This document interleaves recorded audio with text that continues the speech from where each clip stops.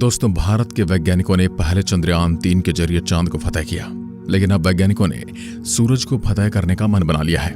समय करीब 11:50 हो रहे थे।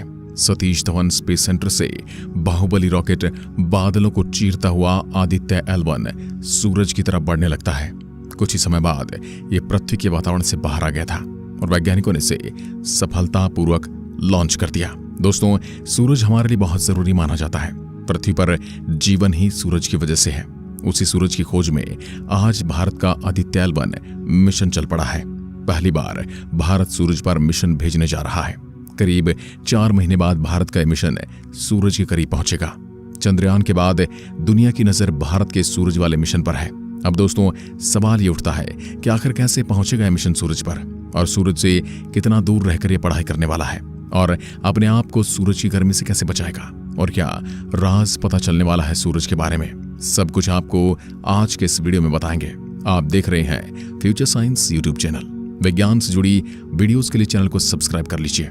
आदित्य L1 भारत का पहला मिशन है जो सूरज की पढ़ाई करने के लिए जा रहा है। लेकिन जिस प्रकार चंद्रयान चांद पर उतरा था, उस प्रकार यह मिशन सूरज पर उतरने वाला नहीं है, बल्कि सूरज से दूर रहकर उसके बारे में जानकारी इकट्ठा करने वाला है। अगर आसान भाषा में कहा जाए तो सूरज की तुलना में यह पृथ्वी के बहुत ज्यादा नजदीक रहकर काम करेगा। वैज्ञानिक डाटा की मानती है करीब पृथ्वी से 15 लाख किलोमीटर दूर रहकर सूरज के बारे में पढ़ाई करेगा।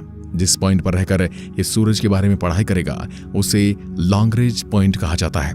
जबकि अगर आपको मोटे तौर पर बताएं तो सूरज पृथ्वी से 15 करोड़ किलोमीटर दूर है और भारत का मिशन पृथ्वी से केवल 15 लाख किलोमीटर दूर रहकर सूरज की स्टडी करेगा और यह 15 लाख किलोमीटर का सफर तय करने में से 4 महीने लगने वाले हैं। वहां पहुंचने के बाद करीब 5 साल तक यह वहां सूरज के बारे में जानकारी वैज्ञानिकों को भेजता रहेगा। इसे अगर एक स्पेस ऑब्जर्वेटरी कहा जाए तो बिल्कुल भी गलत नहीं होगा। अब दोस्तों, आपके दिमाग में सवाल आ रहा होगा कि इससे 15 लाख किलोमीटर की दूरी पर ही क्यों रखा गया। आखिर यह लॉन्ग रेंज पॉइंट क्या है। दोस्तों, लॉन्ग रेंज पॉइंट उसे कहा जाता है जहां पर 2 ऑब्जेक्ट का गुरुत्वाकर्षण आपस में टकराता है। इसलिए इस अंतरिक्षयान को उस जगह पर बने रहने में कोई ज्यादा दिक्कत नहीं आने वाली है, क्योंकि वहां पर न सूरज के गुरुत्वाकर्षण का ज्यादा प्रभाव रहता है और न ही पृथ्वी के गुरुत्वाकर्षण का। इसलिए इसे कम ऊर्जा में वहां पर बनाए रखा जा सकता है। दोस्तों, आगे मिशन के बारे में जाने उससे पहले आपको सूरज के बारे में जानकारी देते हैं। दोस्तों, हमारे सौरमंडल के बीचों बीच मौजूद आग का विशालकाय गोला सौरमंडल में दिल की तरह काम करता है, जहां पर ये सोलर सिस्टम के सभी प्लैनेट्स को लाइट और हीट प्रोवाइड करता है और सूरज का गुरुत्वाकर्षण पूरे सौरमंडल में मौजूद ग्रहों को आपस में बांधे रखता है। और दोस्तों, सन इतना ज्यादा बड़ा है कि इसमें 13 लाख पृथ्वियों को इसके अंदर समेटा जा सकता है। सूर्य का गुरुत्वाकर्षण पृथ्वी के मुकाबले 28 गुना ज्यादा है।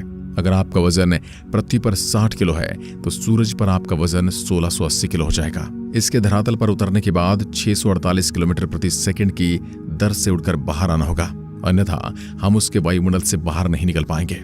सूर्य के गुरुत्वाकर्षण का अंदाजा आप इस बात से लगा सकते हैं कि करीब 6 अरब किलोमीटर दूर स्थित प्लूटो को भी सूर्य अपने चारों ओर घूमने को मजबूर कर रहा है।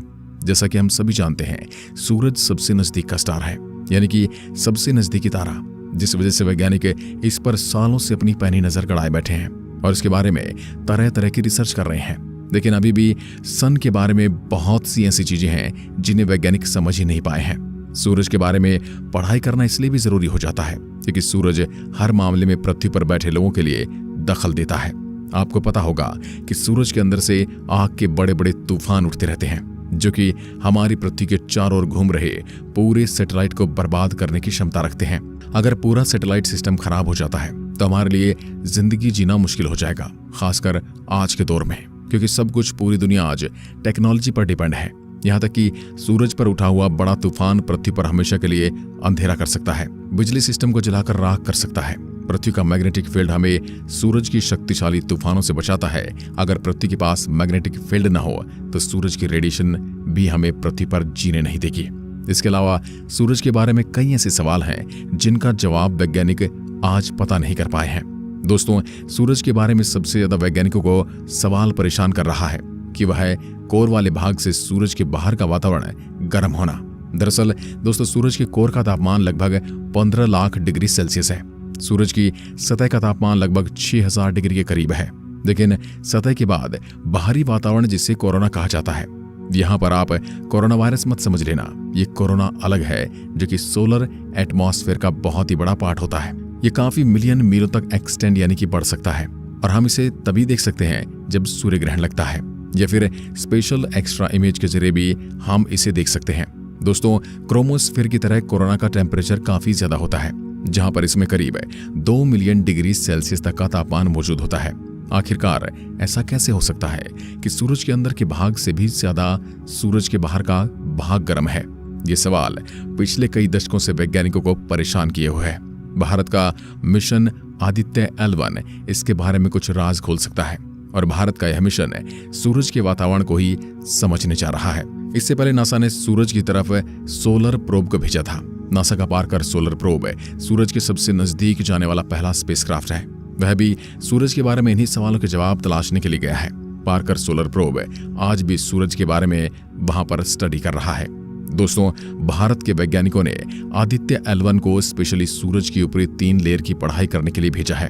अब आप सोच रहे होंगे कि आखिर लाखों किलोमीटर दूर से भारत का मिशन सूरज के बारे में कैसा पता करेगा? आखिरकार इतनी दूर से कैसे सूरज के बारे में जानकारी हासिल करेगा? तो दोस्तों, आपको पता होगा कि सूरज शांत नहीं है, बल्कि अपने अंदर से कई प्रकार की चीजें बाहर अंतरिक्ष में फेंकता रहता है। सूरज के अंदर से आग के बड़े बड़े तूफान उठते रहते हैं। इसके अलावा सूरज से रेडिएशन भी बड़ी मात्रा में बाहर निकलती है और भारत के आदित्य L1 मिशन पर करीब 7 एडवांस्ड उपकरण लगे हैं जो इस प्रकार से सूरज से निकलने वाली रेडिएशन और सोलर विंड और हीट इस प्रकार से इन सब की पढ़ाई करेगा। कई बार आपने सुना होगा कि सूरज पर बड़े तूफान उठे हैं और अगर ये तूफान डायरेक्ट हमारी पृथ्वी तक पहुंच जाते हैं तो हमारे लिए बहुत ज्यादा नुकसानदायक हो सकते हैं। मंगल ग्रह पर पानी खत्म होने के पीछे सूरज का बड़ा हाथ था, क्योंकि सूरज की रेडिएशन मंगल ग्रह पर सीधे पहुंच जाती है, क्योंकि मंगल ग्रह के आसपास मैग्नेटिक फील्ड नहीं है। इसलिए सूरज के बारे में पृथ्वी पर बैठे वैज्ञानिकों के लिए और भी ज्यादा जरूरी हो जाता है जानना। और भारत के वैज्ञानिक सूरज के बारे में जितने भी अनसुलझे सवाल हैं उन सबका जवाब देने वाले हैं।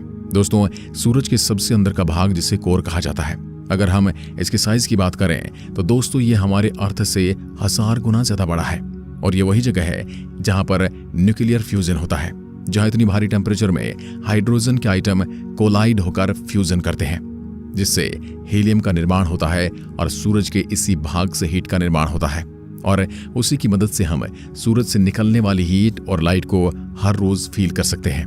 वहीं अगर हम सन के कोर पर मौजूद टेम्परेचर की बात करें तो दोस्तों यहाँ का टेम्परेचर 15 मिलियन डिग्री सेल्सियस यानी कि 1,50,00,000 डिग्री सेल्सियस तक पहुंच जाता है। और अगर आप अभी भी हैरान नहीं हुए तो हम आपको बता दें कि सोलर फ्यूजन की वजह से सन में मात्र 1 सेकंड में जो एनर्जी क्रिएट होती है वो 1.8 बिलियन न्यूक्लियर बॉम्ब से ज्यादा होती है। बाकी आप भारत के इस मिशन के बारे में क्या सोचते हैं? कमेंट के माध्यम से जरूर बताइएगा। एक बार फिर मिलते हैं, तब तक के लिए नमस्कार, जय हिंद, जय भारत।